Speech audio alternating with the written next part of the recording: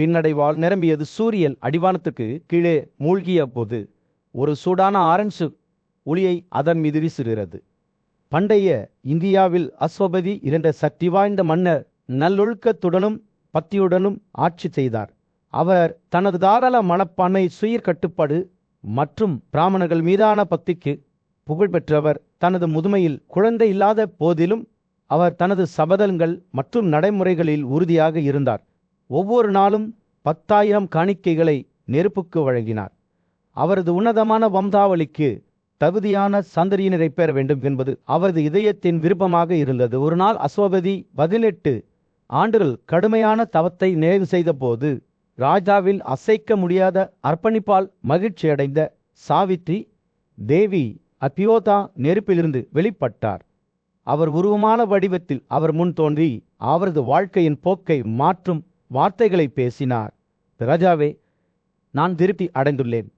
உங்கள் பிரம்மச்சாரிய நடைமுறைகள், உங்கள் தூய்மை மற்றும் சுய கட்டுப்பாடு, நீங்கள் விரும்பும் வரத்தை கேளுங்கள். சோபதி தாழ்மையுடன் பதிலளித்தார்.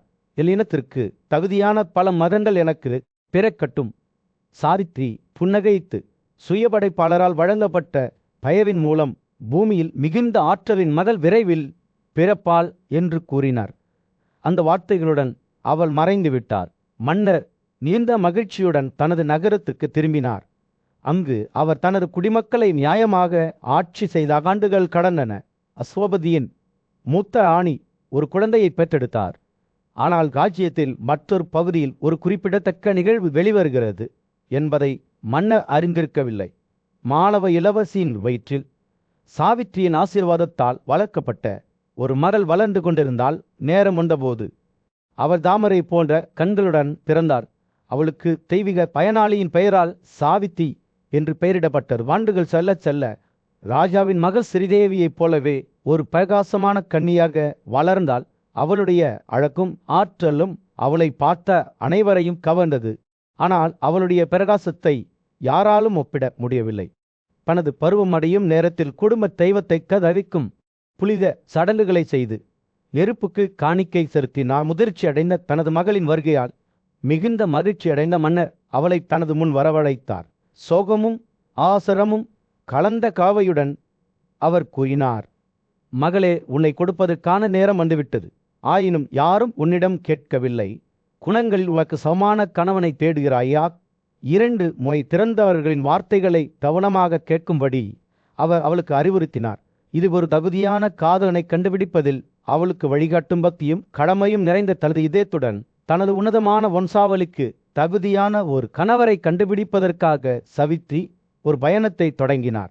ஒரு தங்கத்தை ஏறி தனது தந்தையின் வயதான ஆலோசகர்களுடன் அரச முனிவர்களின் மகிழ்ச்சியான புகலிடத்திற்கு சென்றார். அங்கு அவர் ஞானிகளின் கால்களை வணங்கினார். மேலும் அனைத்து காடுகளிலும் சுற்றி திரிந்தார். புனிதமான பகுதிகளில் செல்வத்தை பகிர்ந்து கொண்டார். மேலும் 2 முறை பிறந்தவரில் முதன்மையானவரிடமிருந்து வழிகாட்டுதல்களை பெறத் தொடங்கினார். இவ்வாறு காவியம் தொடங்கியது. தனது அரசவையின் நடுவே மன்னர் அஸ்வபதி தெய்வீக முனிவர் நார்களுடன் ஒரு உயிரோட்டமான உரையாடலில் ஈடுபட்டார். சாவித்ரியின் வருகையால் அவர்களின் விவாதத்திற்கு இடையூறு ஏற்பட்டது. அவரது தந்தையின் ஆலோசகர்களுடன் பல்வேறு புனித பகுதிகள் மற்றும் புகலிடங்களுக்கு சென்று திரும்பி வந்தார்கள். தனது தந்தையை நாரதனுடன் அமர்ந்திருப்பதைக் கண்ட சாவித்ரி அவர்களின் கால்களை வணங்கினார். எப்போதும் ஆர்வமாக இருந்த நாரதர் சாவித்ரியின் பயணத்தை பற்றியும் அவளுக்கு இப்போது திருமண வயது என்பதால் ஏன் இன்னும் திருமணம் செய்து கொள்ளவில்லை என்றும் கேட்டார். சாவித்ரி உண்மையில் ஒரு பொருத்தமான கணவரை கண்டுபிடிப்பதற்காக ஒரு பணிக்கு அனுப்பப்பட்டதாக அஸ்வபதி விளக்கினார். மேலும் தனது மகள் கதையை சொன்னபோது கேட்க நாரதரை அழைத்தார். சாவித்ரி பேசத் தொடங்கினாள். அவருடைய வார்த்தைகள் ஒரு மென்மையான நீரோட்டம் போல கொட்டி தீர்த்தன. தந்தையை மன்னர் தீமச்சேனாவின் மகன் இளவரச சச்சவனில் நான் ஒரு தகுதியான காதலனை கண்டேன் என்று அவர் சொன்னாள். அவர் ஒரு நல்லொழுக்கமுள்ள சத்திரிய மன்னர். அவர் பார்வையற்றவராக இருந்த போதிலும் பெரிய சபதங்களை ஏற்றுக்கொண்டார் மற்றும் காடுகளில் துறவர தவத்தை கடைபிடித்தார். தனது தேர்ந்தெடுக்கப்பட்ட கணவரை விவரிக்கும் போது சாவித்திரியின் கண்கள் பாத்தியால் பிரகாசித்தன. நான் அவரை என் இதயத்தில் என் எஜமானராக ஏற்றுக்கொண்டேன். ஏனென்றால் அவர்கள் கணவராக இருக்க தகுதியானவள். ஆறுதலின் பேச்சு கடுமையானதாக மாறியது. ஐயோ ராஜாவே, சாவித்ரி ஒரு பெரிய தவறை செய்துவிட்டாள் என்று அவர் கூறினார். இந்த சர்ச்சவள் 1 வருடத்திற்குள் இறக்கப் போகிறான் என்று அவளுக்கு தெரியாது. இளவரசனின் தந்தை உண்மையை பேசினார் என்றும் அவரது தாயும் தனது உரையில் உண்மையாக இருந்தார் என்றும் நாரதர் விளக்கினார். அதனால்தான் பிராமணர்கள் தங்கள் மகளுக்கு சத்யவன் என்று பெயரிட்டனர். இளவரசர் சத்யவனிடம் நாரதர் குறிப்பிட்ட அனைத்து நல்லொழுக்கங்களும் உள்ளதா என்று அஸ்வபதி கேட்டார். முனிவர் பதிலளித்தார். ஆற்றலில் அவர் சூரியனைப் போன்றவர், ஞானத்தில் பிரஸ்பதியைப் போன்றவர், இந்திரனைப் போலவே தைரியமானவர், பூமியைப் போலவே மன்னிப்பவர். அஸ்வபதி தனது மகனின் தாராள மனப்பான்மை, பிராமணர்கள் மீதான பக்தி மற்றும் உடல் அழகு பற்றி கேட்டார். நாரதர் சத்யவனை பரிசுகளை வழங்குவதில் நந்தி தேவர் போன்றவர், சத்தியத்தில் சிவி, பெருந்தன்மையில் ஏதி, அழகில் சந்திரன் என்று விவரித்தார். தனது மருமகனை பற்றிய நாரதரின் பிரகாசமான விளக்கத்தால் அஸ்வபதி அதிர்ச்சி அடைந்தார்.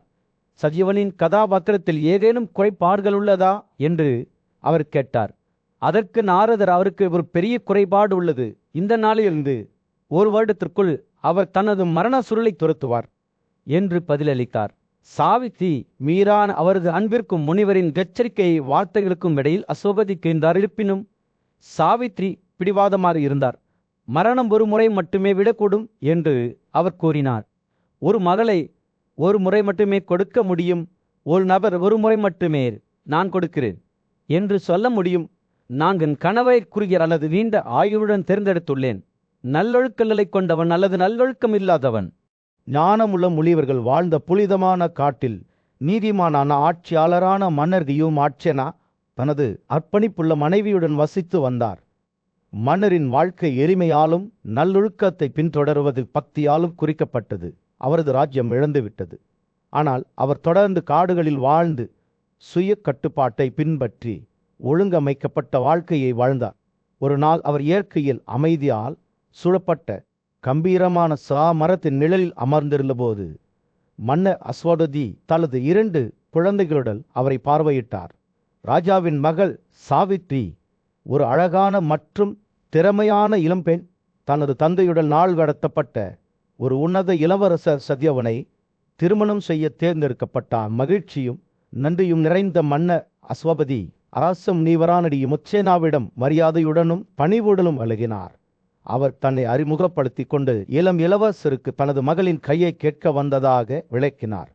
மன்னர் அவருக்கு ஒரு இருக்கை, ஒரு பசும் மரியாதையின் அடையாளமான அர்டா ஆகியவற்றை கொடுத்து அவரது வகையின் நோக்கம் குறித்து கேட்டார். மன்னர் அஸ்வபதி இதயத்திலிருந்து, அரச முனிவை, நான் அன்புடனும் பக்தியுடனும் வந்துள்ளேன். என் மகள் எனக்கு மிகவும் பிரியமானவள். அவளுக்கு மகிழ்ச்சியை விரும்புகிறேன். சத்யவன் ஒரு உன்னதமான இளவரசர். அவர்களின் ஒன்றிணைப்பு நம் குடும்பங்களுக்கும் செழிப்பையும் மகிழ்ச்சியையும் தரும் என்று நான் நம்புகிறேன் என்று கூறினார். மன்னரின் வார்த்தைகளால் ஈர்க்கப்பட்டு அஸ்வபதியுடன் ஒரு கூட்டணிக்கான தனது சொந்த விருப்பத்தை நினைவு கூர்ந்தார். தனது ராஜ்யத்தை இழந்ததால் அவர் முன்பு தயங்கினாலும் இப்போது தனது விருப்பத்தை நிறைவேற்ற ஒரு வாய்ப்பை கண்டார். அன்பான இதயத்துடன் அவர் சங்கத்திற்கு ஒப்புக்கொண்டார். மேலும் மன்னர் அஸ்வபதியை விருந்தினராக வரவேற்றார். பின்னர் 2 மன்னர்களும் வன ஆசிரமங்களில் வசிக்கும் 2 முறை பிறந்த அனைவரையும் வரவழைத்து திருமணத்தின் புனித சடங்குகளை செய்தனர். விழா மிகுந்த ஆடம்பரத்துடனும் பிரகாசத்துடனும் நடத்தப்பட்டது. சாவித்ரிக்கு அவரது தந்தையால் பொருத்தமான ஆடைகளும் ஆபரணங்களும் வழங்கப்பட்டன. புதுமண தம்பதிகள் தங்கள் வீட்டிற்கு திரும்பிய போது சத்யவனின் மகிழ்ச்சிக்கு எல்லையே இல்லை. அதே நேரத்தில் சாவித்ரி தனது இதயத்திற்கு அன்பான ஒரு கணவரை பெற்றதில் மிகுந்த மகிழ்ச்சி அடைந்தார். அவர் தனது அரச உடையை உதறிவிட்டு எளிய ஆடைகளை அணிந்து கொண்டு தனது மாமியாருக்கு பணிவுடனும் பக்தியுடனும் சேவை செய்வதில் தன்னை அர்ப்பணித்தார். சாவித்ரியில் கருணை மற்றும் நல்லொழுக்கங்கள் விரைவில் அடைக்கலத்தில் உள்ள அனைவரின் இதயங்களையும் வென்றன.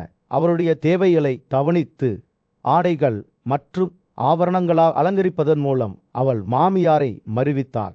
அவருடைய மாமியார் சாவித்ரியால் கடவுளாக மதிக்கப்பட்டார். அவர் தனது பேச்சை கட்டுப்படுத்தி மிகுந்த மரியாதை காட்டினார். தனது எளிமையான வார்த்தைகள், திறமையான கைகள் மற்றும் நிதானம் ஆகியவற்றால் அவள் கணவரின் இதயத்தை வென்றாள். அவர்கள் வனப்புகலிடத்தில் வாழ்ந்தபோது ஒன்றாக துறவி சிக்கனங்களை கடைபிடித்ததால் தம்பதியினரின் காதல் தொடர்ந்து வளர்ந்தது.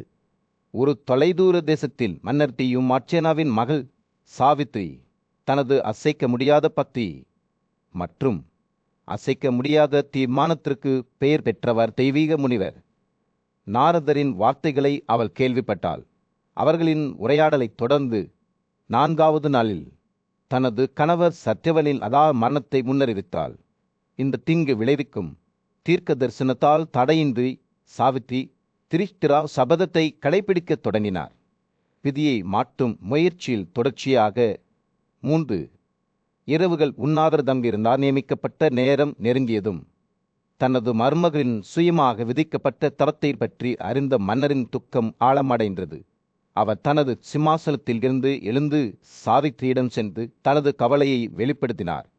நீங்கள் மேற்கொண்ட இந்த சபதம் மிகவும் கடினம். 3 இரவுகள் ஒன்றாக நோன்பு நோற்பது யாருக்கும் கடினம். ஆனால் சாவித்ரி உறுதியாக நின்றாள். அவளுடைய கண்கள் உறுதியுடன் பிரகாசிக்கின்றன. நீங்கள் கவலைப்பட வேண்டியதில்லை தந்தையே என்று அவள் சொன்னாள். இந்த பணியை முடிக்க நான் என் மனதை அமைத்துள்ளேன்.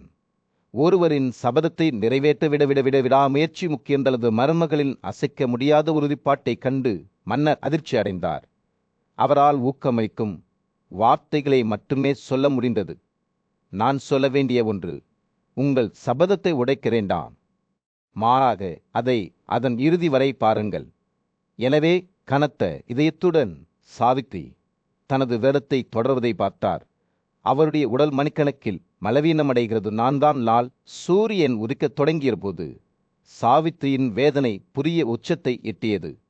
முந்தைய இரவை வேதனையுடன் கழித்தாள். அவளுடைய மனம் அவளுக்காக காத்திருந்த வரவிருக்கும் இழப்பு பற்றியே எண்ணங்களுடன் ஓடிக்கொண்டிருந்தது. இருப்பினும் அவள் தனது சபதத்தை உடைக்க மறுத்தாள். அதற்கு பதிலாக சிந்தனையில் மூழ்கினாள். தன்னை ஆசீர்வதித்த துறவியரின் வார்த்தைகளை ஏற்றுக்கொண்டாள். நீங்கள் ஒருபோதும் விதவையாக இருக்கக்கூடாது. காலை சூரியன் தனது சூடான கதிர்களை அரசவையின் மீது வீசியது. சாவித்திரியின் மாமனார் மற்றும் மாமியார் அவளை அணுகினர். அவர்களின் முகங்கள் கவலையால் நிரம்பின. நீங்கள் உங்கள் சபதத்தை முடித்து விட்டீர்கள் என்று அவர்கள் கூறினர். நீங்கள் சாப்பிட வேண்டிய நேரம் இது. ஆனால் சாவித்ரி தலையை அசைத்தார். இன்று இரவு சூரியன் அஸ்தமிக்கும் வரை நான் என் நோன்பை உடைக்க மாட்டேன். இதுதான் எனது தீர்மானம், அதை நான் பார்ப்பேன். அவள் இந்த வார்த்தைகளை பேசும்போது சத்திரன் தனது அறைகளிலிருந்து வெளியே வந்தான். அவரது கொடாரி அவரது தோள்பட்டைக்கு மேல் சாய்ந்தது. அவர் காடுகளுக்கு கட்டப்பட்டிருந்தார். அவர்களின் குடும்பத்தின் தியாக நெருப்புக்கார பழங்களை மீண்டும் கொண்டு வர உறுதியாக இருந்தார். சாவித்திரியின் கண்கள் அவரது கணவரின் மீது பூட்டப்பட்டன. மேலும் சோகம் மற்றும் உறுதிப்பாட்டின் கலவையுடன் அவர் தனது பயணத்தில் அவருடன் செல்லுமாறு கேட்டுக்கொண்டார். ஸ்டெவன் தனது மனைவியின் வேண்டுகோளை கேட்டு அதிர்ச்சியடைந்தார். நீங்கள் இதற்கு முன்பு ஒருபோதும் காட்டிற்குள் செல்லவில்லை என்று அவர் கூறினார். 3 இரவுகள் உண்ணாவிரதத்திற்கு பிறகு நீங்கள் சோர்வாக இருக்க வேண்டும். ஆனால் சாவித்ரி உறுதியாக நின்றாள். அவருடைய குரல் அசைக்க முடியாதது. நான் உண்ணாவிரதத்திலிருந்து சோர்வடையவில்லை. நான் உங்களுடன் வர தீர்மானித்தேன். இருவரின் அனுமதியுடன் தீமச்சேனா அடர்ந்த காட்டில் சத்யவனும் அவரது மனைவி சாவித்திரியும் பழங்களை சேகரித்து தங்கள் கூடைகளை நிரப்புவதில் மும்மரமாக இருந்தனர். அவர்கள் வேலை செய்யும்போது சத்யவன் உடல் உழைப்பால் சோர்வடையத் தொடங்கினார். மேலும் அவரது தலை வலிக்கத் தொடங்கியது. சாவித்திரியிடம் புகார் கூறினார். ஓ சாவித்திரியே, என் தலை துடிக்கிறது. நான் எண்ணற்ற குண்டுகளால் துளைக்கப்படுவதைப் போல உணர்கிறேன். நான் ஓய்வெடுக்க வேண்டும் என்று நினைக்கிறேன். சாவித்திரி உடனே தன் கணவனின் பக்கத்திற்கு வந்து அவரது மடியில் அவரது தலையை வைத்து அருகில் அமர்ந்தார். அவரை பிடித்து கொண்டு நேரத்தை கணக்கிட ஆரம்பித்தாள். நாரதலின் வார்த்தைகளை பற்றி யோசித்தாள். திடீரென்று சிவப்புலிய உடையில் ஒரு நபர் அவருக்கு முன்னால் தோன்றினார். அவர் உயரமாக இருந்தார்.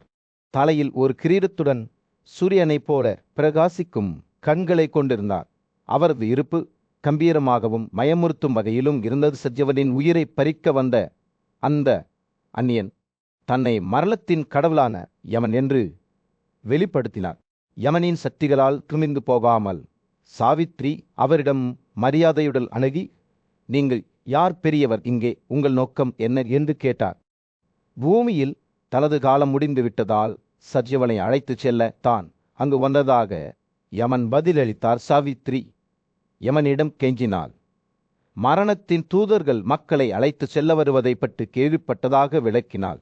ஆனால் தேரில் ஒருபோதும் இல்லை. யமன் ஏன் வந்தான் என்று அவள் கேட்டாள். மேலும் சத்யவன் ஒரு நல்ல மனிதர் என்பதால் தான் அவரது தூதர்களால் அழைத்து செல்லப்பட தகுதியற்றவர் என்று அவர் விளக்கினார். யமன் சத்யவனின் உயிரை பறிக்க தயாரான போது சாவித்ரி மெதுவாக தனது கணவரின் தலையை தரையில் வைத்து யமனுடன் பேச இருந்து நின்றார். யமனின் நோக்கங்கள் மற்றும் அவர் ஏன் தனிப்பட்ட முறையில் வந்தார் என்று அவனிடம் கேட்டார். இது சத்யவனின் நல்லொழுக்கங்கள் மற்றும் அழகு காரணமாகும் என்றும் அவர் துன்பத்திலிருந்து விடுபட விரும்புவதாகவும் யமன் விளக்கினார். பின்னர் சத்யவனின் உடலில் இருந்து ஒரு சிறிய மனிதனை யமன் வெளியே இழுத்தார். இதுவே அவரது உயிரற்ற மற்றும் மந்தமானவர்களாக மாறிய முக்கிய சாராம்சம். சோகத்தில் மூழ்கிய சாவித்தை தனது கணவரை அழைத்து செல்லும்போது யமனை பின்தொடர்ந்தால் வீட்டிற்கு திரும்பி இறுதி சடங்குகளை செய்யுமாறு யமன் எச்சரித்த போதிலும் அவர் அவை பின்தொடர வலியுறுத்தினார். சாவித்ரியின் பக்தி, துறவி மற்றும் புத்திசாலித்தனம் ஆகியவற்றால் யமன் ஈர்க்கப்பட்டார். அவர் அவருக்கு 2 வரங்களை வழங்கினார். ஒன்று தனது ராஜ்யத்தையும் பார்வையையும் இழந்த மாமியாருக்கும், மற்றொன்று தனது கணவருக்கு 100 மகன்களுக்கும். ஒவ்வொரு வாரத்துடனும் யமன் சாவித்ரியின் வார்த்தைகளை பாராட்டினார். அவை நாணமும் இரக்கமும் நிறைந்தவை. சாவித்ரி தொடர்ந்து யமனை பின்தொடர்ந்து தனது கணவரை அழைத்து செல்ல வேண்டாம் என்று அவரிடம் கெஞ்சினாள். நல்லொழுக்கம் உள்ளவர்கள் அனைத்து உயிரினங்களுக்கும் தங்கள் எதிரிகளுக்கும் கூட இரக்கம் காட்ட வேண்டும் என்றும் இந்த உலகில் உள்ள அனைத்தும் சத்யவன் போன்றது பலவீனமானது மற்றும் பாதிக்கப்படக்கூடியது என்றும் விளக்கினார். சாவித்ரியின் வார்த்தைகளால் ஈர்க்கப்பட்ட யமன் அவளுக்கு 3வது வரத்தை வழங்கினார். ஒரு அடர்ந்த காட்டின் நடுவே மன்னர் டியுமட்சேனா ஒரு மரக்கட்டை மீது அமர்ந்தார். அவரது கண்கள் இருளில் மூடப்பட்டன. அவரது மனைவி சைத்யா அவருக்கு அருகில் நின்றார். அவரது முகம் கவலையால் பொறிக்கப்பட்டிருந்தது. பல நாட்களாக அவர்கள் விறகு சேகரிக்க காடுகளுக்கு சென்ற தங்கள் மகன் சத்யவனை தேடிக் கொண்டிருந்தனர். ராஜாவின் குருட்டுத்தன்மை அவர்களின் துயரத்தை மேலும் அதிகரித்தது. ஆனால் இப்போது அவர் தனது பார்வையை மீட்டெடுத்ததால் அவர் தனது மகனை கண்டுபிடிப்பதில் உறுதியாக இருந்தார். சூரியன் அஸ்தமிக்கத் தொடங்கியதும் சத்யவனை தேடி ஒவ்வொரு புகலிடத்திற்கும் ஆசிரமத்திற்கும் சென்று பார்த்துவிட்டு காடுகளின் வழியாக சென்றனர். அவர் பதிலளிப்பார் என்கிற நம்பிக்கையின்றி அவரது பெயரை கூப்பிட்டனர். ஆனால் இரவு விழும் போது சோர்வுடனும் மன உளைச்சலுடனும் தங்கள் சொந்த ஆசிரமத்திற்கு திரும்பினர். அவர்களுடன் வாழ்ந்த பிராமணர்களின் புத்திசாலித்தனமான வார்த்தைகளால் வயதான தம்பதியினர் ஆறுதல் அடைந்தனர். சுவசாஸ் ஒரு உண்மையான பிராமணர் சாவித்ரியின் கடுமையான வாழ்க்கையையும் சுய கட்டுப்பாட்டையும் கருத்தில் கொண்டு சதியவன் வாழ்கிறார் என்பதில் எந்த சந்தேகமும் இருக்க முடியாது என்று கூறினார். மற்ற முனிவர்கள் அவரது உணர்வுகளை எதிரொலித்தனர். ஒவ்வொருவரும் இளம் தம்பதியினரின் நல்ல அதிர்ஷ்டத்தை நம்புவதற்கான தங்கள் சொந்த காரணங்களை பகிர்ந்து கொண்டனர். அவர்களின் வார்த்தைகளை கவனமாக கேட்டு மெதுவாக அவரது இதயத்தில் நம்பிக்கையின் ஒரு ஒளி திரும்பியது. ஆனால் அவர் நிம்மதியை உணரத் தொடங்கியதும் சாவித்ரியும் சத்யவனும் ஆசிரமத்தில் தோன்றின. அவர்களின் முகங்கள் மகிழ்ச்சியால் பிரகாசித்தன. பிராமணர்கள் அவர்களை அன்புடன் வரவேற்றனர். தனது மகளுடன் மீண்டும் இணைந்ததற்கு டியுமட்சேனாவை வாழ்த்தினர். அவர்கள் ஒன்றாக அமர்ந்தபோது முனிவர்கள் சத்யவனிடம் அவர் ஆசிரமத்திற்கு திரும்புவதில் தாமதம் ஏற்பட்டதை பற்றி கேட்டனர். காட்டில் பணிபுரிந்த போது அவர் தூங்கிவிட்டார் என்றும் எவ்வளவு நேரம் மயக்கம் அடைந்தார் என்பது நினைவில் இல்லை என்றும் அவர் விளக்கினார். பிராமணர்கள் அவரது பதிலில் திருப்தி அடைந்தனர்.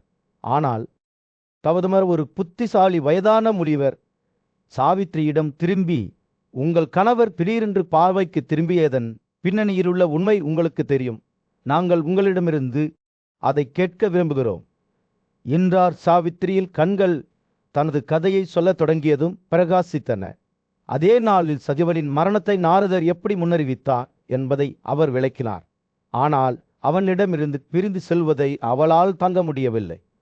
எனவே அவள் மரணத்தில் கடவுளான யமனை புகழ்ந்து அவனின் கருணைக்காக கெஞ்சினாள். யமன் அவளுக்கு 5 வாரங்களை வழங்கியிருந்தார். இம்மற்றேனா தனது பார்வையையும் ராஜ்யத்தையும் மீண்டும் பெறுவார். சைதியாவுக்கு 100 மகன்கள் இருப்பார்கள். சாவித்ரிக்கு 100 மகன்கள் இருப்பார்கள். சத்யவன் 400 ஆண்டுகள் வாழ்வான். சாவித்ரியின் துணிச்சல் மற்றும் அவரது கணவர் மீதான பக்தியை கண்டு முனிவர்கள் வியந்தனர். அவர்கள் அவளை ஒரு உண்மையான தெய்வம் என்று பாராட்டினர். மேலும் அவர்களின் போற்றுதல் வார்த்தைகள் காடு முழுவதும் எதிரொலித்தன. அவர்கள் புறப்பட தயாரான போது தவதமர் கூறினார், உங்கள் நல்லொழுக்கத்தால் ஓ தூய்மையான பெண்ணே, நீங்கள் அரச குடும்பத்தை காப்பாற்றியுள்ளீர்கள். இரவு விடிய ஆரம்பித்த போது ஆசிரமம் அதன் குடிமக்களின் காலை சடல்களுடன் உயிர் பெற்றது. மார்கண்டேயரின் தலைமையில் சக்தி வாய்ந்த முனிவர்கள் ஒன்றாக நின்றனர். அவர்களின் கண்கள் ஆழ்ந்த பக்தியுடன் பிரகாசிக்கின்றன. சவித்ரி அவரது மனைவி தங்களுக்கு கொண்டு வந்த ஆசீர்வாதங்களை பற்றி மன்னர் துமட்சேனாவிடம் பேசிக் கொண்டிருந்தனர். இருப்பினும் அவர்களின் வார்த்தைகள் இருந்த போதிலும் ராஜாவின் சந்தேகங்கள் நீடித்தன. அப்போதுதான் சல்வாவிலிருந்து ஒரு பெரிய மக்கள் கூட்டம் அந்த ஆசிரமத்திற்கு வந்தது. அவர்களின் முகங்கள் உற்சாகத்துடனும் நிம்மதியுடனும் இருந்தன. அவர்கள் ஒரு பெரிய வெற்றியை பற்றிய செய்தியை கொண்டிருந்தனர். திருமட்சேனாவின் சிம்மாசனத்தை கைப்பற்றிய எதை அவரது சொந்த அமைச்சரால் கொல்லப்பட்டு விட்டார். இந்த செய்தியை கேள்விப்பட்டவுடன் அவரது குடிமக்கள் அவருக்கு பின்னால் அணிதிரண்டு, அவர் பார்த்தாலும் இல்லாவிட்டாலும் அவர் எங்கள் ராஜாவாக இருப்பார் என்று அறிவித்தனர். அவர்கள் தியுமட்சேனாவை மீண்டும் அவரது நகரத்திற்கு அழைத்து செல்ல வந்ததாகவும் அவரது ரதமும் படையும் தயாராக இருப்பதாகவும் கூறினர். அவர்களின் வார்த்தைகளை கேட்கும்போது ராஜாவின் கண்கள் வீழ்ந்தன. அவர் திரும்பி வருவதற்காக ஆர்வமாக இருந்த தனது மக்களை பார்த்தார். வெளியே கூடியிருந்த தனது சொந்த படைகளின் பிரமாண்டத்தையும் பார்த்தார். முனிவர்களும் அவரை பணிப்பு மற்றும் மரியாதையின் கலவையுடன் பார்த்தனர். மார்க்கண்டேய முனிவர் தேய்ந்த புன்னகையுடன் பார்த்தார். தனது மக்களின் பக்தியால் ஈர்க்கப்பட்டு தனது நகரத்துக்கு திரும்பி செல்ல முடிவு செய்தார். அவர் முனிவர்களை வணங்கினார். அவர்கள் பதிலுக்கு அவரை ஆசீர்வதித்தனர். மன்னர் சைவியாவையும் சாவித்திரியையும் அழைத்து சென்றார். அவர்கள் வலுவான தோள்களால் ஏற்றப்பட்ட ஒரு அற்புதமான வாகனத்தில் சவாரி செய்தனர். அவர்கள் புறப்பட்ட போது பூசாரிகள் மகிழ்ச்சியுடன் தியுமட்சேனாவை அவரது சிம்மாசனத்தில் நிறுவினர். அவரது மகன் இளவரச ஆட்சியாளராக இருந்த ஆண்டுகள் கடந்தன. ஆனால் சாவாவின் ராஜ்யத்தின் அதிர்ஷ்டம் தொடர்ந்து உயர்ந்தது. சாவித்திரி ஒரு 100 ஆண்டு துணிச்சலான மதங்களை பெற்றெடுத்தார். ஒவ்வொருவரும் தங்கள் சொந்த உரிமையில் ஒரு போர்வீரர். அவரது புகழ் தொலைதூரத்தில் பரவியது. மேலும் அவர் தனது குடும்பத்துக்கும் மக்களுக்கும் நம்பிக்கையின் கால்கரை விளக்கமாக ஆனார். ஆனால் அது மட்டுமல்ல, அவருக்கு ஒரு 100 ஆண்டு சக்தி வாய்ந்த சகோதரர்களும் இருந்தனர். அவர்கள் மெட்ராஸின் ஆண்டவரான அஸ்வபதியிடம் மாளவியால் பிறந்தனர். எனவே சாவித்திரியின் கதை அவரது சக்தி மற்றும் பக்திக்கு ஒரு சான்றாக மாறியது. அவர் தன்னை, அவரது பெற்றோர்களையும் அவரது மாமியாரையும் ஒரு பரிதாபகரமான அவல நிலையிலிருந்து பெரும் அதிர்ஷ்டத்திற்கு உயர்த்தினார். அவரது புராண கதை துருபதாவின் மென்மையான மகள் உட்பட மற்றவர்களை ஊக்கப்படுத்தியது. அவர் தன்னுடன் தஞ்சம் புகுந்தவர்களை காப்பாற்றினார். வைசம்பாயனர் சாவித்திரியின் கதையை நினைவு கூர்ந்து முடித்ததும் பாண்டுவின் மகள் அர்ஜுனனை பார்த்து, இந்த உயர்ந்த மனதுள்ள முனிவரின் அறிவுரைப்படி நீங்களும் அமைதியாகவும் கவலையின்றி வாழலாம். இந்த கதையை மரியாதையுடன் கேளுங்கள். அப்போது நீங்கள் மகிழ்ச்சியையும் வெற்றியையும் ஒருபோதும் துயரத்தையும் சந்திக்க மாட்டீர்கள் என்று கூறினார். பாண்டவர்களின் நாடு கடத்தப்பட்ட 13ஆம் ஆண்டின் மத்தியில் பாண்டவர்களின் நல்லொழுக்கமுள்ள மன்னரான யுதிஷ்டிரன் தனது நம்பகமான ஆலோசகர் லோவ்சாவிடம் கண்ணனை பற்றி தனக்கு இருந்த கடுமையான பயத்தை பற்றி கூறினார். லோவ்ச இந்த கவலையை வலிமையான கடவுளான இந்திரனிடம் தெரிவித்தார். அவர் யுதிஷ்டிரருக்கு ஒரு செய்தியுடன் பதிலளித்தார். அதுதான், இங்கிருந்து வெளியேறிய பிறகு நீங்கள் யாரிடமும் வெளிப்படுத்த துணியாத உங்கள் ஆழ்ந்த பயத்தை நான் நீக்குவேன். இந்த சொல்லப்படாத பயத்தின் தன்மையை பற்றி ஆர்வமாக இருந்த ஞானியும் நியாயமும் கொண்ட மன்னரான ஜனமேதியாவை சம்பாயனரிடம் யுதிஷ்டிரனின் பயத்தின் பின்னணியில் உள்ள கதையை விவரிக்க சொன்னார்கள். தனது விலைமதிப்பற்ற காதணிகளை பிரிக்க தயாராக இருப்பதாக கடவுள்களின் மன்னரான சத்தா அறிந்ததை விவரிக்கும் வகையில் வெசம்பாயனர் தனது கதையை தொடங்கினார். பாண்டவர்களுக்கு பயனளிக்கும் விருப்பத்தால் தூண்டப்பட்ட சட்டா இந்த ஆபரணங்களை கர்ணனிடமிருந்தே பிச்சு எடுக்க தீர்மானித்தார். காதணிகளை பெரும் நோக்கத்துடன் சட்டா ஒரு பிராமணனின் போவையை ஏற்றுக்கொண்டு கர்ணனின் கனவுகளில் தோன்றினார். இந்த கனவு பார்வையில் ஒளிமயமான கடவுளான சூரியன் தன்னை ஒரு புத்திசாலி மற்றும் கனிவான பிராமணர் என்று கர்ணனிடம் வெளிப்படுத்தினார். பிச்சைக்காரனாக மாறுவேடமிட்ட சாத்தாவின் உண்மையான நோக்கங்களை பற்றி கர்ணனை அவர் எச்சரித்தார். கர்ணன் தனது காதணிகளை கொடுத்தால் அவரது ஆயுள் குறைக்கப்படும் என்றும் அவர் அகால மரணத்தை சந்திப்பார் என்றும் சூர்யா விளக்கினார். மறுபுறம் அவர் அவர்களுடன் பிரிந்து செல்ல மறுத்தால் அவரது புகழ் வெகு தூரம் பரவியது. மேலும் அவர் போரில் வெல்ல முடியாதவராக இருப்பார். கர்ணன் தன் கனவிலிருந்து விழித்து சூரியனின் தியான வார்த்தைகளால் ஆழமாக ஈர்க்கப்பட்டான். மர்மமான பிராமணனை அழைத்து தனது உண்மையான அடையாளத்தை வெளிப்படுத்துமாறு கேட்டான். பிராமணன் தான் 1000 கதிர்களை கொண்ட சூரியன் என்று பதிலளித்தார். அவர் கர்ணனை நீதியின் பாதையில் வழிநடத்த வந்தார். கர்ணன் சூரியனின் வார்த்தைகளை யாரிடமும் பகிர்ந்து கொள்ளவில்லை. ஆனால் அதற்கு பதிலாக அவருக்கு வழங்கப்பட்ட ஆலோசனை அவர் பிரதிபலித்தார். அவரது காதலிகளை கொடுப்பது உண்மையில் அவரது ஆயுளை குறைக்கும் என்பதை அவர் உணர்ந்தார். ஆனால் அது அவருக்கு நித்திய புகழும் தரும் உயர்ந்த பிராமணர்களுக்கு சேவை செய்வதே தனது சபதம் என்று நம்பினார். சட்டா அவர்களுக்காக பிச்சை எடுக்க வந்தபோது கர்ணன் தனது விலைமதிப்பற்ற ஆபரணங்களுடன் பிரிந்து செல்ல முடிவு செய்தார். ஊயில் நிகழும் நிகழ்வுகளை கடவுள்கள் கவனித்த போது கர்ணனின் தலைவிதி முத்திரையிடப்பட்டிருப்பதை அறிந்தனர். அவரது காதலிகளை விட்டுக் கொடுப்பதற்கான அவரது தீர்மானம் அவை பெருமை மற்றும் தியாகத்தின் பாதையில் வழிநடத்தும். ஆனால் தவிர்க்க முடியாத அழிவுகளில் ஒன்றாகும்.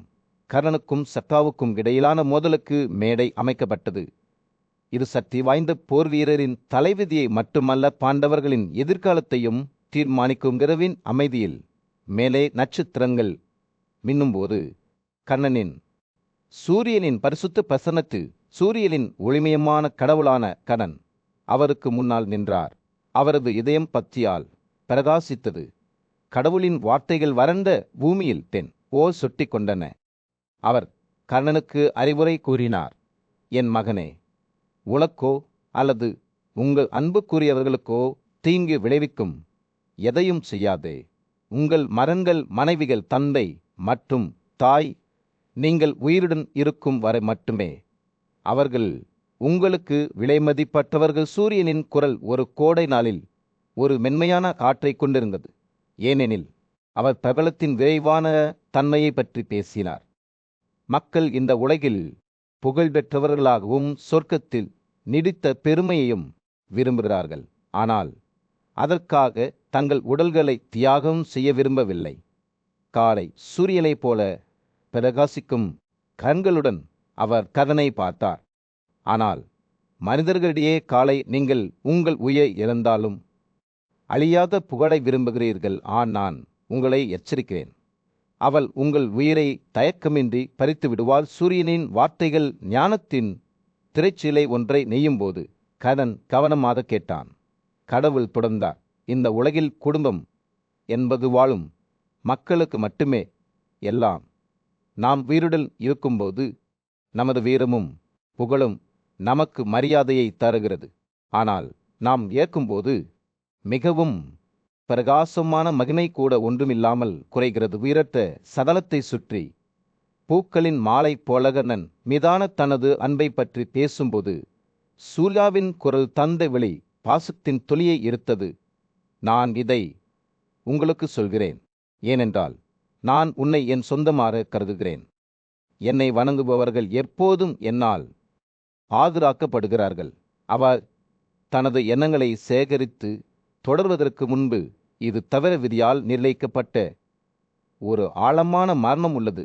ஆனால் கவலைப்பட வேண்டாம் என் மகனே, என் வார்த்தைகளை நம்புங்கள். கடவுள் பேசுகையில் கர்ணனின் மனது சூரியனின் ஆலோசனையின் பின்னணியில் உள்ள ஆழமான அர்த்தத்தை புரிந்து கொள்ள தொடங்கியது.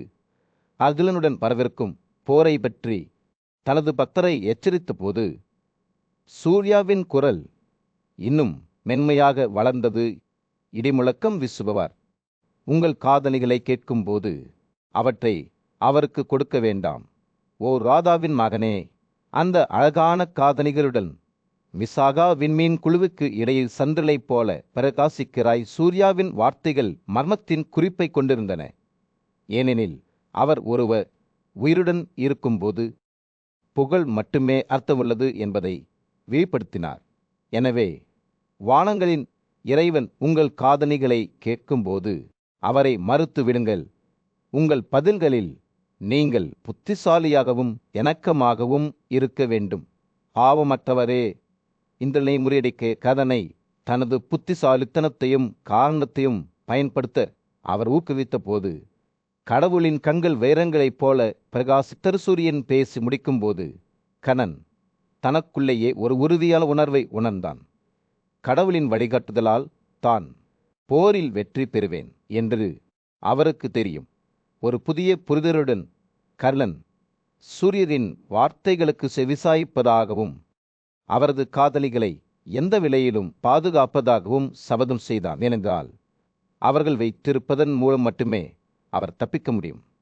கர்ணனின் நாளில் சூரியன் அஸ்தமித்து நிலப்பரப்பின் மீது ஒரு சூடான ஆரஞ்சு நிற பிரகாசத்தை செலுத்தியது. அவர் தனது ஆண்டவனான சூரியனுக்கு முன்னால் நின்றார். அவரது கண்கள் மரியாதையுடன் கீழே விழுந்தன. ஓ பிரகாசமான ஆண்டவரே, அவர் தொடங்கினார். பக்தியால் நிரம்பிய அவரது குரல், உன்னை வணங்குபவனாக என்னை அறிவேன். எனவே நான் தர்மத்தில் கொடுக்க முடியாதது எதுவுமில்லை என்பதையும் நீ அறிவாய். கர்ணனின் வார்த்தைகள் அவரது இதயத்திலிருந்து ஒரு நதியைப் போல பாய்ந்தன. ஒவ்வொரு சொற்றொடரும் அவரது அசைக்க முடியாத அர்ப்பணிப்புக்கு ஒரு சான்றாகும். சூரியனின் மீது அவர் உயர்ந்த அன்பை பற்றி அவர் பேசினார். ஒப்பிடுகையில் அவரது சொந்த குடும்பத்தினரும் நண்பர்களும் எப்படி உணர்ந்தார்கள் என்பதை பற்றி அவர் கூறினார். ஒளியை உருவாக்கியவரே, உங்களுக்கு தெரியும், உணர்ச்சியால் நடுங்கும் அவரது குரல் உயர்ந்த ஆன்மா கொண்ட நபர்கள் தங்கள் அன்பான வழிபாட்டாளர்களுக்கு அன்பான மரியாதை செலுத்துகிறார்கள். கர்ணன் பேசும்போது சூரியனின் பிரகாசமான வடிவம் பிரகாசமாக தோன்றியது. அவரது கண்கள் உள் நெருப்பால் எரிந்தன. அவர் கவனமாக கேட்டார். அவரது வெளிப்பாட்டை படிக்க முடியவில்லை. கர்ணன் முடித்ததும் கடவுளின் இறைவன் மெதுவாக தலைசைத்தார். கோடைகால நாளில் இடி முழக்கம் போன்ற அவரது குரல், இதெல்லாம் எனக்கு தெரியும் மகனே என்று அவர் கூறினார். அவரது வார்த்தைகள் அரவணைப்புடன் சுட்டுகின்றன. இன்னும் நான் உங்களை எச்சரிக்க வேண்டும். அர்ஜுனன் சாதாரண போர்வீரன் அல்ல. அவர் கடவுள்களின் சக்தியை பயன்படுத்துகிறார். மற்றும் பால்குமாவின் விதி சமநிலையில் தொங்குகிறது. சூரியன் பேசும்போது கர்ணனின் முகம் உறுதியுடன் இருந்தது. அவரது தாடை எதிர்த்து நின்றது. கடவுள்களின் இறைவன் தனது வார்த்தைகளை ஒரு நுட்பமான ஆசரத்துடன் தொடர்ந்து பேசினார். நீங்கள் உங்கள் காதணிகளை இடிமுழக்கம் வீசுபவரிடம் கொடுத்தால் நீங்களும் அவரிடம் பேசி வெற்றியை பெற வேண்டும். 100 பலிகளில் நான் ஒரு நிபந்தனையின் கீழ் உங்களுக்கு காதணிகளை தருகிறேன் என்று கூறினார். அர்ஜுனனின் விருப்பத்தின் உண்மையான தன்மையை அவர் வெளிப்படுத்திய போது சூர்யாவின் குரல் ஒரு கிசுகிசுவாக குறைந்தது. கர்ணனை தனது மிகப்பெரிய வலிமையிலிருந்து பறிக்க வேண்டும். 1000 கதிர்கள் கொண்ட தெய்வம் அவர் தோன்றியதைப் போலவே திடீரென்று மாய்ந்துவிட்டது.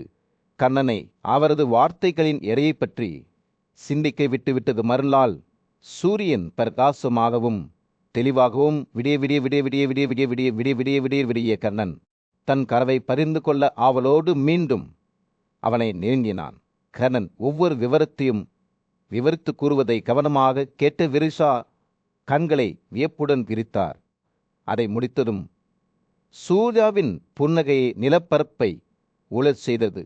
அவருக்கு முன்னால் நின்ற அனைவரின் முகங்களையும் உழற் செய்தது. கடவுள்களின் ஆண்டவன் நம்பிக்கையுடன் தனது குரலில் சொட்டு சொட்டாக சொன்னான், அர்ஜுனன் உங்கள் எதிரியாகவே இருப்பார். பால்குமனின் விதி சமநிலையில் தொங்குகிறது. சூரியரின் வார்த்தைகளை கேட்கும்போது கர்ணனின் கண்கள் குறுகின. ஒரு விதை வேரூன்றுவதைப் போல அவரது மனதில் ஒரு திட்டம் உருவானது. அவர் என்ன செய்ய வேண்டும் என்று அவருக்கு தெரியும். அர்ஜுனனையும் அர்ஜுனனையும் தோற்கடிக்க வானங்களின் தலைவரின் தவறற்ற கட்டை பாதுகாத்து கொள்ளுங்கள். மன்னர் ஜனமேஜயனின் அரசவையில் தாண்ட முடியாத ஆர்வத்துடன் ஒரு இளம் இளவரசர் அவரது இதயத்திற்குள் ஒரு எரியும் கேள்வி எரிந்தது. அவர் தனது மதிப்பிற்குரிய முனிவர் வைசம்பாயனரிடம் திரும்பி, எனக்கு சொல்லுங்கள், ஞானியானவரே, கர்ணனிடமிருந்து ஒளிரும் தெய்வத்தால் என்ன ரகசியம் மறைக்கப்பட்டது? அந்த காதணிகள் மற்றும் காசத்தின் கோட் என்ன? அவை எங்கிருந்து வந்தன? ராஜாவின் கண்கள் ஆர்வத்துடன் பிரகாசித்தன.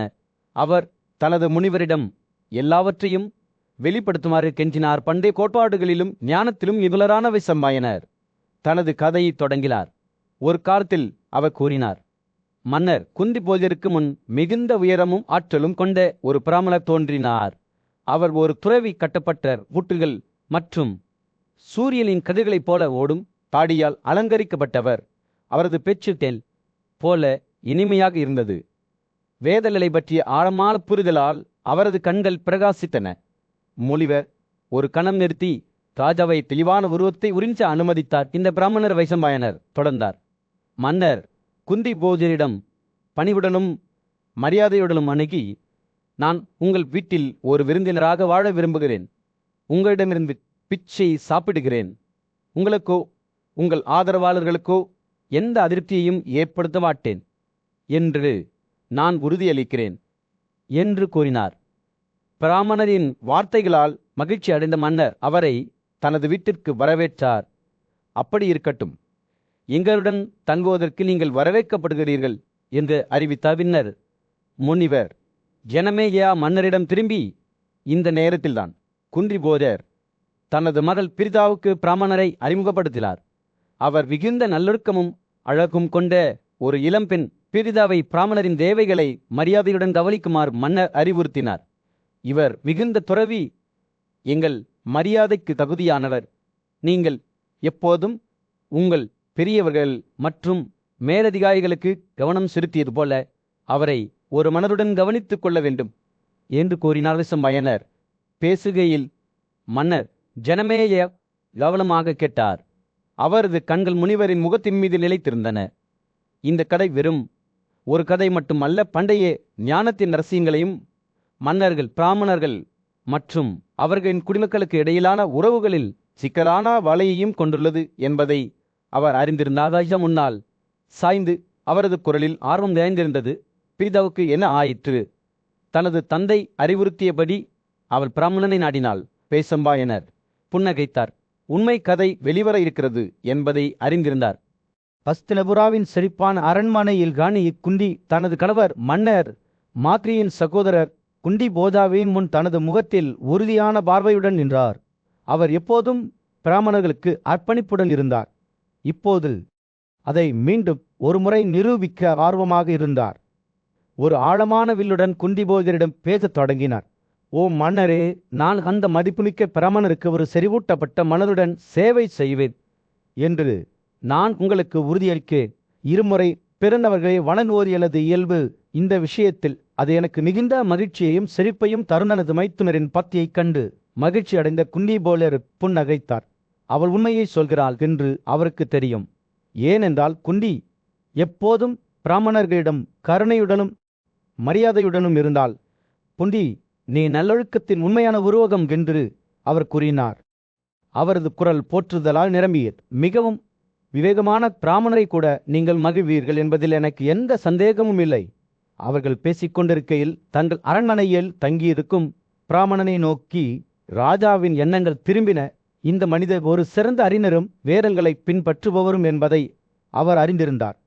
மன்னர் அவரை மிகுந்த மரியாதையுடனும் அக்கறையுடனும் நடத்தப்படுவதை உறுதி செய்ய விரும்பினார். குந்தி அவர் கூறினார், எங்கள் விருந்தினருக்கு சேவை செய்யும் பணியை நான் உங்களிடம் ஒப்படைக்கிறேன். அவர் ஒரு கடவுளைப் போல அவரது ஒவ்வொரு தேவையையும் நீங்கள் கவனிக்க வேண்டும். குந்தி அவளோடு தாயதைத்தாள். அவள் கண்கள் உற்சாகத்தால் பிரகாசித்தன. குந்தி போஜலுக்கு மட்டுமல்ல, பிராமணனுக்கும் தன்னை நிரூபிக்க இது ஒரு வாய்ப்பு என்று அவள் அறிந்திருந்தாள். ராஜாவே, அவரை பிரியப்படுத்த என்னால் முடிந்த அனைத்தையும் செய்வேன் என்று அவர் சத்தியம் செய்தார். நான் அவருக்காக தவறாமல் காத்திருப்பேன். அவருக்கு தேவையான அனைத்து வசதிகளும் இருப்பதை உறுதி செய்வேன். நாட்கள் செல்ல செல்ல குந்தி அசைக்க முடியாத அர்ப்பணிப்புடன் ராமனருக்கு சேவை செய்வதில் தன்னை அர்ப்பணித்துக் கொண்டார். அவர் காலை உணவை தயார் செய்வதற்கும் தனது மரியாதையை செலுத்துவதற்கும் ஒவ்வொரு காலையிலும் அதிகாலையில் எழுந்து செல்வார். பிராமணர் ஒரு கனிவான மற்றும் மென்மையான ஆன்மா. அவர் குந்தியின் பக்தியையும் கருணையையும் பாராட்டினார். தங்கள் விருந்தினருக்கு இவ்வளவு உற்சாகத்துடன் சேவை செய்யும் பொறுப்பை அவர் எவ்வாறு ஏற்றுக்கொண்டார் என்பதை பார்த்து மன்னர் பெருமையுடன் குந்தியை பார்த்தார். அவள் அதை தனக்காக மட்டுமல்ல தனக்காகவும் செய்கிறாள் என்பதை அவர் அறிந்திருந்தார். நல்ல கர்மாவை வளர்த்து கொள்வதற்கும் தனது நல்வாழ்வை உறுதி செய்வதற்கும் ஒரு வழியாகும். எனவே அவர் தனது முயற்சிகளில் அவளை தொடர்ந்து ஊக்குவித்து ஆதரித்தார். நாட்கள் வாரங்களாக மாறிய போது பிராமணருடனான குந்தியில் உறவு ஆழமடைந்தது. அவரது போதனைகளை கேட்பதற்கும் வேதங்களை பற்றிய அவரது வாழ்ந்த அறிவிலிருந்து கற்றுக்கொள்வதற்கும் அவர் மணிக்கணக்கில் செலவிடுவார். பிராமணர் அவரது நிறுவனத்திற்கு நன்றியுள்ளவராக இருந்தார். மேலும் கற்றுக்கொள்வதற்கான அவரது ஆர்வத்தை பாராட்டினார். காலப்போக்கில் குந்தியின் பக்திக்கு வெகுமதி அளிக்க மன்னர் முடிவு செய்தார். அவர்களின் அரண்மனையில் அவளுக்கு ஒரு சிறப்பு பாத்திரத்தை ஒதுக்கினார். வழிபாட்டு மற்றும் சடங்குகளை மேற்பார்வையிடும் பொறுப்பை அவருக்கு வழங்கினார். ஒரு சிறிய ராஜ்யத்தில் ஒரு புத்திசாலி மற்றும் வலிமையான மன்னர் தனது மக்களை கருணையுடனும் நீதியுடனும் ஆட்சி செய்தார். அவரது மகள் பிரிதா ஒரு அழகான மற்றும் மென்மையான பெண். அவர் கடுமையான சபதங்கள் மற்றும் கடுமையான வாழ்க்கை முறைக்கு பெயர் பெற்ற பெரும் புகழ்பெற்ற பிராமணருக்கு சேவை செய்வதாக சபதம் எடுத்தார். பேசப்படாத பிராமணர் சில நேரங்களில் மாலையில் அல்லது இரவில் கூட அறிவிக்கப்படாமல் ராஜ்யத்திற்கு வருவார். இதனால் ஏற்பட்ட சிரமங்கள் இருந்த போதிலும் பிரிதா அவரை திறந்த கைகளுடன் வரவேற்றார். அவருக்கு ஆடம்பரமான உணவு பானம் மற்றும் ஒரு வசதியான படுக்கையை வழங்கினார்.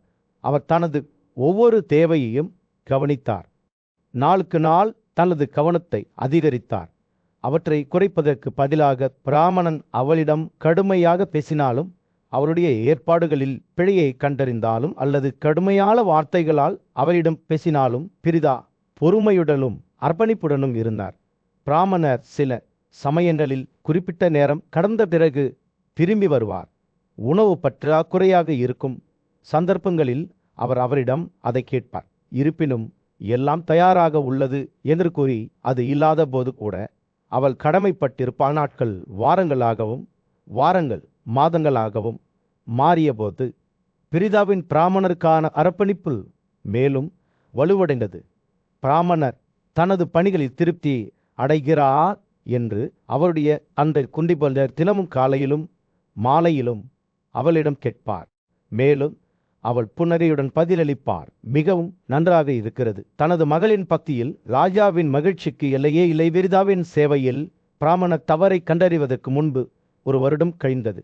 அவரது அசைக்க முடியாத அர்ப்பணிப்பால் மகிழ்ச்சி அடைந்த அவர் அவளை புகழ்ந்து, ஓ மேன்மையான பணிப்பெண், நான் உங்கள் கவனத்தால் மிகவும் மகிழ்ச்சி அடைந்தேன். ஓ ஆசீர்வதிக்கப்பட்ட பெண்ணே, நீ இந்த உலகில் ஆண்களால் கடினமாக இருக்கும் பயங்களை கூட கேளுங்கள். இதை பெறுவதன் மூலம் இந்த உலகில் உள்ள அனைத்து பெண்களையும் விட புகழ் பெறலாம். பிரிதாவின் பதில் தாழ்மையாகவும் கருணையுடனும் இருந்தது. அவள் வேதங்களில் தேர்ச்சி பெற்றவர்களின் தலைவனே, நீயும் என் தந்தையும் என்னை பற்றி மகிழ்ச்சி அடைந்ததால் எல்லாம் என் சார்பாக ஏற்கனவே செய்யப்பட்டுள்ளது. பிராமணனே வரங்களை பொறுத்தவரை நான் அவற்றை ஏற்கனவே பெற்றதாக கருதுகிறேன்.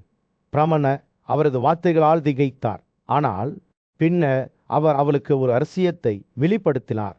அதற்கு அவர், நீங்கள் என்னிடமிருந்து வரங்களை பெற விரும்பவில்லை என்றால் வானங்களை அழைப்பதற்காக இந்த மந்திரத்தை எடுத்துக்கொள்ளுங்கள். இந்த மந்திரத்தை உச்சரிப்பதன் மூலம் நீங்கள் அழைக்கும் வானங்களில் யாராவது உங்களுக்கு முன் வந்து உங்கள் சக்தியின் கீழ் இருப்பார்கள். இந்த மந்திரத்தின் காரணமாக மென்மையான போர்வையில் அடிமையின் கீழ்ப்படுதல் மனப்பான்மையை கொண்ட தெய்வம் உங்கள் சக்திக்கு உட்பட்டு விடும். பிரிதா முதலில் ஒரு சாபத்திற்கு அஞ்சு தயங்கினார். ஆனால் இறுதியில் அவர் பிராமணரின் பரிசை ஏற்றுக்கொண்டார். ஆரம்பத்தில் ஓதப்பட்ட மந்திரங்களை அவர் அவளுக்கு வழங்கினார். தனது அறையின் அமைதியான சூழலில் சிங்களையில் மூழ்கிய குந்தி தேவி ஒரு வளமான படுக்கையில் அமர்ந்தார். ஞானியால பிராமணர் தனக்கு வழங்கிய மந்திரங்களை பற்றி சிந்திக்கும்போது அவரது மனம் அலைமோதியது. அவருக்கு இந்த புனித வார்த்தைகள் மிகுந்த மரியாதையுடனும் அக்கறையுடனும் வழங்கப்பட்டன. ஆனால் அவற்றின் உண்மையான இயல்பும் சக்தியும் அவளுக்கு தெரியவில்லை. அவள் அங்கே அமர்ந்திருந்தபோது அவளுக்குள் ஒரு திடீர் மாற்றம் நிகழ்ந்தது. வாழ்க்கையின் நெருங்கி வரும் பருவம் தெளிவாக தெரிந்தது. மேலும் புந்தி ஒரு பெரும் அவமான உணர்வை அவள் மீது கழுவுவதை உணர்ந்தாள். திருமணமாகாத மற்றும் இன்னும் ஏனையாக இருந்தால் இந்த யதார்த்தத்தின் இலை ஒரு மறைப்பை போல அவன் மீது நிலைநிறுத்தியது. இருப்பினும் இந்த கொந்தளிப்பான உணர்ச்சிகளுக்கு மத்தியில் அவள் வளர்ந்து வரும் சூரிய சுற்றுப்பாதையை நோக்கினார். அதன் தங்க ஒளிக்கிழக்கு அடிவானத்தை ஒளிர செய்தது விடியற்காலை. சூரியனின் அழகால் ஈர்க்கப்பட்ட குந்தியின் கண்கள் அதன் பிரகாசமான வடிவத்தில் சுழன்று கொண்டிருந்தன. சூரிய சுற்றுப்பாதை அவளையே கவர்ந்தது போல் தோன்றியது. அவள் அதை பார்த்தபோது அவளுக்குள் ஒரு அற்புதமான மாற்றம் நிகழ்ந்தது. அவளுக்கு தெய்வீக பார்வை வழங்கப்பட்டது. இது உலகத்தை ஒரு புதிய மற்றும் ஆழமான வழியில் உணர அனுமதித்தது. அவள் சூரியனின் பிரகாசத்தை ஆழமாக பார்த்தபோது சூரியன் கடவுளே தனக்கு முன்னால் விற்பதை குந்தி கண்டாள். அவரது தெய்வீக வடிவம் பளபளப்பான தங்கத்தைப் போல பிரகாசித்தது. கம்பீரமான காதணிகளால் அலங்கரிக்கப்பட்டது. அது விலைமதிப்பற்ற நகைகளைப் போல பிரகாசித்தது. கடவுளின் வலிமையான கைகளும் கழுத்தும் சங்கு போன்ற கோடுகளால் குறிக்கப்பட்டன. அவரது தெய்வீக இயல்பு குறித்து எந்த சந்தேகமும் இல்லை. சூரியன் புல்லரைத்து தனது பிரகாசமான ஒளி குந்தி அருகே வரும்போது எல்லா திசைகளிலும் பிரகாசித்தது. ஒரு மென்மையான வில்லுடன் அவள் மீது அவள் கொண்டிருந்த சக்தியை அவர் ஒப்புக்கொண்டார். அவள் அழைத்த மந்திரங்களின் ஆற்றலை ஒப்புக்கொண்டார். கடவுளின் வார்த்தைகள் இனிமையாகவும் மெல்லிசையாகவும் இருந்தன. ஓ மென்மையான பெண்ணே, நான் உங்கள் அழைப்புக்கு கீழ்ப்படிந்து உங்களிடம் வருகிறேன். நான் உங்கள் விருப்பத்திற்கு உட்பட்டு நான் உங்களுக்கு என்ன செய்வேன் சொல்லுங்கள். நான் உங்கள் விருப்பத்தை நிறைவேற்றுவேன். குந்தியின் பதில் மயம் மற்றும் அவமானத்தின் கலவையாக இருந்தது. அவருடைய செயல்களுக்கு விளைவுகள் உள்ளன என்பதை அவள் அறிந்திருந்தாள். கடவுளின் வார்த்தைகள் எடையை கொண்டிருந்தன. நடுங்கும் குரலில் சூர்யாவை தனது சொந்த சாம்ராஜ்யத்திற்கு திரும்புமாறு கெஞ்சினாள். தனது பிரார்த்தனை ஆர்வத்திலிருந்து மட்டுமே பிறந்தது என்று விளக்கினார். இருப்பினும் சூர்யா அவ்வளவு எளிதில் திசை திருப்பப்பட மாட்டார். அவளுடன் இணைவதற்கான தனது விருப்பத்தால் தான் ஒரு நோக்கத்துடன் வந்ததாக அவர் குந்திக்கு வெளிப்படுத்தினார். கடவுளின் வார்த்தைகள் தூண்டுதல் மற்றும் அச்சுறுத்தலின் ஆழத்தை எடுத்து சென்றன. அவள் அவரை மறுத்தாள். விளைவுகள் மோசமாக இருக்கும் என்று குந்தியை எச்சரித்தது. அவளுக்கு மட்டுமல்ல, அவளுடைய தந்தைக்கும் மந்திரங்களை வழங்கிய ஞானியான பாமணருக்கும் ஓர் சூர்யா பேசிக் கொண்டிருக்கையில் குந்தி வானத்து கூடியிருந்த வான கூட்டத்தை பார்க்க மேனோக்கி பார்த்தாள். தெய்வங்கள் அவளை பார்த்து ஏளன புன்னகையுடன் நின்று கொண்டிருந்தன. கடவுளின் திக்கட்டான நிலையைக் கண்டு கண்கள் மகிழ்ந்தன. அப்போதுதான் குந்தி தனது சக்தியின் உண்மையான அளவையும் அதனுடன் வந்த பொறுப்பையும் உணர்ந்தாள். உறுதியான இதயத்துடல் ஓர் கோடை நாளின் கடுமையான வெப்பத்தில் மன்னர் குந்தி போஜாவின் அழகால மகள் குந்தி சக்தி வாய்ந்த சூரிய கடவுளான சூரியனின் நேருக்கு சந்தித்தார். தனது உன்னதமான வார்த்தைகள் மற்றும் இனிமையான வேண்டுகோள்கள் இருந்த போதிலும் அவரது நோக்கங்களிலிருந்து அவரை தடுக்க முடியவில்லை. அவரது சாபத்திற்கு அஞ்சி தனது செயல்களின் விளைவுகளை பற்றி சிந்தித்த குந்தி தனது அப்பாவி தந்தையும் பாமணனும் சூரியனின் கோபத்திலிருந்து எவ்வாறு தப்பிக்க முடியும் என்பதை பற்றி ஆழமாக யோசித்தார். அவள் யோசித்துக் கொண்டிருக்கையில் ஒரு முழு குழப்பம் அவளை சூழ்ந்தது. அவள் சிந்தனையில் தொலைந்து போனாள். சூர்யாவுக்கு கீழ்ப்படிந்தாள். அவளுடைய நண்பர்களால் நிந்திக்கப்படுவாள் என்ற பயமும் அவளுக்கு கீழ்ப்படிந்தாள். அவனுடைய சாபத்தை பற்றியும் அதே பயமும் இருந்ததால் குந்தி பயத்தில் நடுங்கினாள். பின்னர் அவள் கடவுளே, என் தந்தை தாய் மற்றும் நண்பர்கள் இன்னும் உயிருடன் இருப்பதால் என் கடமையின் இந்த மீறல் நடக்கக்கூடாது என்று ஒரு கிசுகிசுக்கு மேல் தனது குரலை வெளிப்படுத்தினாள். அவளுடைய வார்த்தைகள் வெட்கத்தால் நிரம்பியிருந்தன. மேலும் அவள் செய்த செயல்களின் விளைவுகளுக்கும் அவள் அஞ்சினால் சூர்யா இருப்பிலும் குந்தியின் மீது கருணையுடன் புன்னரைத்தார். ஒரு கன்னி தனது விருப்பங்களை தேர்ந்தெடுக்க சுதந்திரமாக இருப்பதாகவும் அவரது நோக்கங்கள் தூய்மையானவை என்றும் அவர் விளக்கினார். என்னை திருப்திப்படுத்திய பிறகு நீங்கள் ஒரு கன்னியாக இருப்பீர்கள் என்று அவர் கூறினார். உங்கள் மகன் வலிமையான ஆயுதம் மற்றும் புகழ்பெற்றவராக இருப்பார். கடவுளின் வார்த்தைகள் கருணையால் நிரம்பியிருப்பதை அவள் உணர்ந்தபோது குந்தியின் பயம் மங்கத் தொடங்கியது. தனது இதயத்தில் இன்னும் பதட்டமான உணர்வில் இடித்த நிலையில் ஒந்தி சூர்யாவிடம் ஒரு இறுதி வரத்தை கேட்டாள். அவள் தனது குழந்தையை தெய்வங்களில் அமிர்தத்தால் செய்யப்பட்ட வான காசத்தில் அலங்கரிக்க விரும்பினாள். அமிர்தா சூர்யா ஒப்புக்கொண்டார். அவரது குழந்தை வலிமையான ஆயுதம் மற்றும் வலிமையானதாக இருக்கும் என்று உறுதியளித்தார். காதணிகள் மற்றும் தெய்வீகத்தின் சாராம்சத்திலிருந்து தயாரிக்கப்பட்ட அஞ்சல் கோக்குந்தியின் உறுதி வலுப்பெற்ற போது அவள் சூர்யாவின் வேண்டுகோளுக்கு சம்மதித்தார். பின்னர் கடவுள் அவளை தொப்புளில் தொட்டு யோகா சக்தி மூலம் தனது ஆற்றலால் அவளை ஊக்குவித்தார். அந்த நேரத்தில் குந்தி தன்னை ஒரு புயல் அடித்துச் சென்றதைப் போல திகைத்து போனதாக உணர்ந்தாள். அவள் புத்திசாலித்தனமாக தனது படுக்கையில் விழுந்தாள். சூர்யா புறப்பட தயாரான போது அவர் மயக்கமடைந்த குந்தியிடம் உறுதியான வார்த்தைகளை பேசினார். நீங்கள் ஒரு மகனை பெற்றெடுப்பீர்கள். அவர் ஆயுதம் ஏந்தியவர்களில் முதன்மையானவராக இருப்பார் என்று அவர் கூறினார். அதே நேரத்தில் நீங்கள் ஒரு கன்னியாக இருப்பீர்கள். அந்த இறுதி வார்த்தைகளுடன் சூர்யா மெல்லிய காற்றில் மறைந்து விட்டார். குந்தி தனது சுய நினைவை விட்டெடுத்த போது அவன் மீது ஒரு ஆச்சரியத்தையும் பரமிப்பையும் உணர்ந்தார். தனது குழந்தையை பெற்றெடுக்க சூரிய கடவுளால் தான் தேர்ந்தெடுக்கப்பட்டதாகவும் அவர்களின் சந்ததியினர் ஒரு சக்தி வாய்ந்த போர்வீரராக இருப்பார்கள் என்றும் அவள் அறிந்திருந்தாள். எனவே ஒரு புதிய நோக்கத்துடன் குந்தி தனது படுக்கையில் படுத்து கொண்டாள். அவளுடைய இதயம் நம்பிக்கையாலும் எதிர்பார்ப்பாலும் நிரம்பியது. ஆண்டின் 10வது மாதத்தில் ஒளிரும் 15 நாட்களின் முதல் நாளில்தான் பிரிதா ஒரு மகனை பெற்றெடுத்தார். அவர் நட்சத்திரங்களின் எஜமானரைப் போலவே தெய்வீகமாக இருந்தார். பெண்ணின் நண்பர்கள் அவரது நிலைமையை அறியவில்லை. மேலும் அவர் அதை அவர்களிடம் இருந்து கவனமாக மறைத்து கன்னிகைகளுக்கு ஒதுக்கப்பட்ட குடியிருப்புகளுக்குள் தனிமையில் வசித்து வந்தார். அவரது செவிலியர் மட்டுமே உண்மையை அறிந்திருந்தார். நாட்கள் செல்ல செல்ல பிதாவின் வயிறு வளர்ந்தது. தெய்வத்தின் ஆசீர்வாதத்தால் அவர் தனது தந்தையின் சாராம்சமான தெய்வீக சூரியனை விளக்கிய ஒரு மகனை பெற்றெடுத்தார். குழந்தை ஒரு மேலங்கியில் மூடப்பட்டிருந்தது. பிரகாசமான காதணிகளால் அலங்கரிக்கப்பட்டது.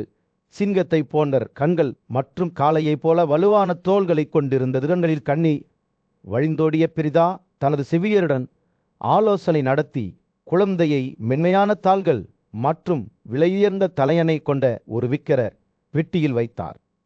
அதை மெழுகால் மூடி ஒரு வளமான மறைப்பில் போர்த்தினார். கனத்த இதயத்துடன் கூடையை அஸ்வா நதிக்கு எடுத்து சென்று அதன் தண்ணீருக்குள் அனுப்பினாள். திருமணமாகாத ஒரு பெண் குழந்தையை பெற்றெடுப்பது முறையற்றது என்று கருதப்பட்டாலும் தனது குழந்தை மீதான பிரிதாவின் காதல் அனைத்து கவலைகளையும் முறியடித்தது. அவள் அழுது கொண்டிருக்கையில் குந்தி தன் மகனுக்காக நம்பிக்கை மற்றும் பாதுகாப்பின் வார்த்தைகளை உச்சரித்தாள். அன்புள்ளவை, நீங்கள் எங்கு சுற்றி திரிந்தாலும் நல்ல அதிர்ஷ்டம் உங்களுடையதாக இருக்கட்டும். நிலத்தில், தண்ணீரில் அல்லது வான மண்டலங்களில் உங்கள் பாதைகள் எப்போதும் நல்லதாக இருக்கட்டும். உங்கள் வழியில் எந்த தடையும் நிற்கக்கூடாது. உங்களை சந்திப்பவர்கள் உங்கள் மீது விரோதத்திலிருந்து தங்கள் இதயங்களை விடுவிக்கட்டும். தண்ணீரின் இறைவன் வருணனை தனது மகனை தனது பயணத்தில் பாதுகாக்க வேண்டும் என்று அவள் கெஞ்சினார். தெய்வீக தந்தையான சூர்யா எல்லா இடங்களிலும் அவை கண்காணிக்க வேண்டும். ஆதித்யாக்கள், வாசுருத்ராக்கள், சாதியாஸ், விஸ்வதேவர்கள், மருதர்கள் மற்றும் கார்டினல் புள்ளிகள் இந்திரனின் தலைமையில் அவரை எல்லா நேரங்களிலும் பாதுகாக்க குந்தியின் வார்த்தைகள் இரவின் காற்றில் மறைந்து போனபோது அவள் மெதுவாக கூடையை அஸ்வாவின் தண்ணீரில் வைத்தார்.